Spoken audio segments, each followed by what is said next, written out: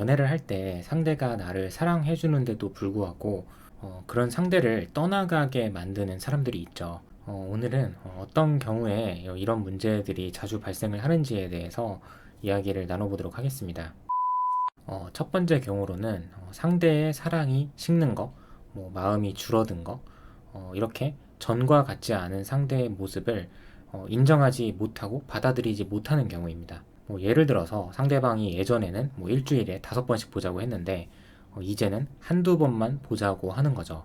그러면 사실 저라도 당연히 서운할 것 같기는 해요. 상대방의 마음이 정말 전보다 조금은 식어서일 수도 있고 아니면 익숙해져서일 수도 있겠죠. 근데 여기서 알아야 할 게 뭐냐면 이런 과정에서 감정 소비를 하다가 헤어지는 분들의 특징은 너무 이분법적으로 생각한다는 거예요. 예를 들면 사랑한다, 안 사랑한다. 근데 사람의 감정은 대충 이렇게 말 한마디로 표현하기는 힘들거든요. 사랑한다면 얼마나 사랑하는지, 숫자로 비율을 들어보면 1부터 100까지가 있는데 여기서 얼마만큼 사랑하냐, 사실은 이게 중요한 거죠. 근데 상대방이 조금 마음이 식은 것 같으면 내가 원하는 거를 안 들어주면 사랑이 식은 것 같대. 그리고 반대로 조금 들어주면 또 사랑하는 것 같대. 이런 건 사실 너무 미숙한 모습이죠. 그래서 보통은 이런 경우에 왜 헤어지는지 아세요? 원래 이랬던 상대의 마음이 막 이렇게까지 다 식은 게 아니라 전보다 살짝 줄어들었을 뿐이고 또 얼마든지 다시 회복을 할 수도 있는 건데 그냥 내가 식었다고 믿고 서운함을 한두 번 표현하다가 그렇게 해도 뭔가 돌아오지 않으니까 더 자극적이고 더 공격적으로 표현을 하게 되고 점점 상대를 가만히 내버려 두지 못해서 상대가 이걸 견디지 못해서 헤어지는 게 대부분의 경우예요. 사람은 절대로 영원할 수 없죠. 마음도 마찬가지고요. 그래서 누군가를 만나서 아무리 행복하더라도 결국에는 불행한 순간이 찾아올 수밖에 없습니다. 근데 사랑이 예전 같지 않을 때도 동시에 한번 생각을 해봐야 되는 부분이 우리가 이 시기를 유연하게 넘기면 우리 사이의 신뢰가 더 두터워질 수도 있는 거고 예전에는 느끼지 못했던 새로운 감정을 다시 느낄 수도 있는 거거든요. 그러니까 마치 차트처럼 올라가기도 하고 내려가기도 하는 거죠. 이 변동성이 너무 크다면 문제가 되겠지만 앞으로 살아가면서도 계속해서 왔다 갔다 할 수밖에 없기 때문에 그 순간순간마다 내가 그리고 우리가 어떻게 지혜롭게 대처할 건지에 대해서 같이 궁리하고 또 이 안에서 예쁜 말, 예쁜 표현을 이어간다면 적어도 내 문제로 내가 헤어질 일은 확연하게 많이 줄어듭니다. 그리고 다음으로 상대의 마음을 없애버리고 많이 차이는 경우가 내 애정 결핍에서 오는 과도한 집착이라든지 과도한 의존, 또 너무 많이 서운함을 표시하는 거, 그리고 거칠게 말을 하는 거 등등 이같이 여러 이유들이 있겠지만 본질적인 부분을 살펴보면 너무 사랑이라는 감정 하나에만 꽂혀서 내 자신을 돌아보지 못하는 경우인 것 같아요.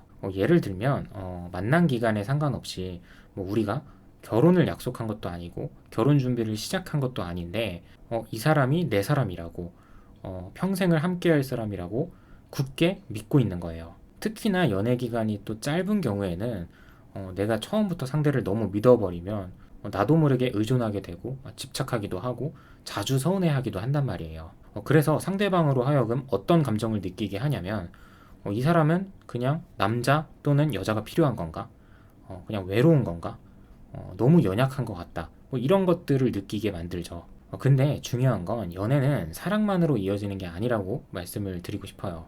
사랑 외에도 믿음이 있어야 하고 어느 정도는 만난 기간에 비례해서 그 사람을 오랫동안 지켜보면서 생기는 신뢰, 그리고 이 사람과 앞으로도 함께 할 수 있을 것 같다라는 확신도 있어야 하죠. 근데 상대의 있던 마음도 다 떠나가게 만드는 사람들의 특징 중에 하나가 사랑 빼고 이 뒤에 것들은 크게 신경을 안 써요. 어쩌면 다양한 이유들로 인해서 신경 쓸 여력이 안 될 수도 있고요. 결국에 연애를 준비 땅 시작했다고 해서 잘 되는 게 아니라 사랑을 시작하고 잘 유지하기 위해서는 상대를 충분히 알아갈 시간이 필요한 거고 또 마찬가지로 상대도 나를 알아가게끔 하는 충분한 시간이 필요하다는 거예요. 사랑에 빠져서 해롱해롱 할 수는 있지만 그래도 정말 가끔씩 한 번이라도 나라는 사람이 이 사람에게 어떻게 비춰지고 있는지는 점검을 해볼 필요가 있다는 거죠. 그래서 제 아무리 연인이라고 해도 어느 정도의 선은 지키고 있어야 돼요. 서서히 이 선을 없애고 벽을 조금씩 허물어야지. 나는 상대에게 나의 장점이든 단점이든 다 보여줬는데 정작 내가 상대에 대해서 잘 모르는 것 같으면 이런 경우에는 헤어지고 나서도 나만 손해거든요. 분명 사랑한다고 했는데 왜 나만 모르지?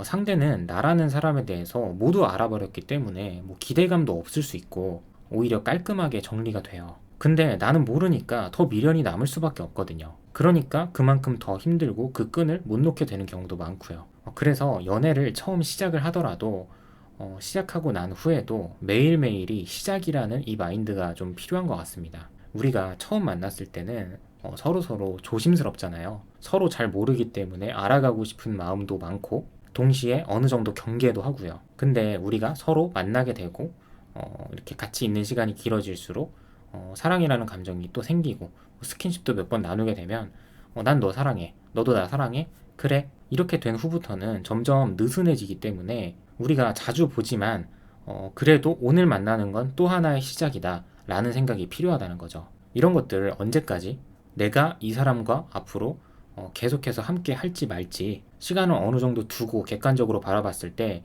우리가 잘 맞는 사람들일지 충분한 근거들로 인해서 나 스스로 먼저 확신을 얻기까지요. 사실 그때부터는 내가 뭐 한 번씩 서운함도 표현하고 뭐 조금씩 집착도 해보고 정말 가끔씩은 뭐 비난도 하고 그런다고 해도 잘 헤어지진 않습니다.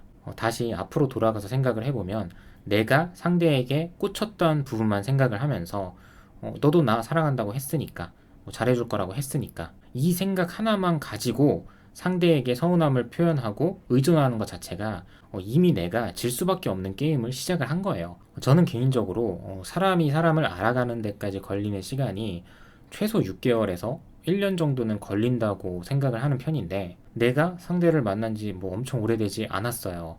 그러니까 나도 상대방에 대해서 아는 게 일부분일 수밖에 없는데 이런 상황에서 사실 상대를 지적하고 비난한다는 것 자체가 좀 말이 안 된다고 생각을 하거든요. 모두가 각자 안 맞는 부분들이 있을 텐데 뭐 예를 들어서 이 사람은 꼭 주말마다 봐야 한다고 생각하는 사람은 아니구나. 뭐 그리고 이럴 때는 이렇게 하는 사람이구나. 뭐 저럴 때는 저렇게 반응하는 사람이구나. 이런 것들에 대해서도 상대에게 뭐라고 할 게 아니라 이 사람은 이런 사람이구나. 그러면 내가 이걸 받아들일지 말지 이 부분에 대해서 먼저 결정을 해야 하고 조율이 가능한 문제라고 할 때도 틱틱대면서 얘기를 하는 게 아니라 난 이런 걸 선호하는데 혹시 이번에는 내가 원하는 대로 해줄 수 있을까? 뭐 이런 식으로 타협점도 찾아볼 수 있는 거고요. 내가 서운한 걸 상대방이 들어주지 않을 때 상대를 비난하거나 비꼬잖아요. 그러니까 말씀드리고자 하는 부분이 이런 상황들이 내가 상대를 비난할 타이밍이 아니라 내가 이 사람과 함께 할 수 있을지 없을지 대조해보고 타협점을 찾아보는 타이밍이라는 거죠.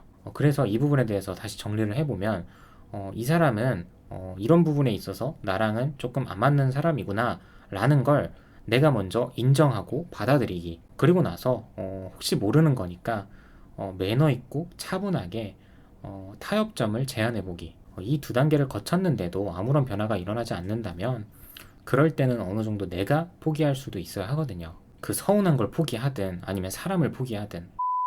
네, 오늘도 영상 시청해주셔서 감사드리고요. 지금까지 다정한 참견의 다일이었습니다.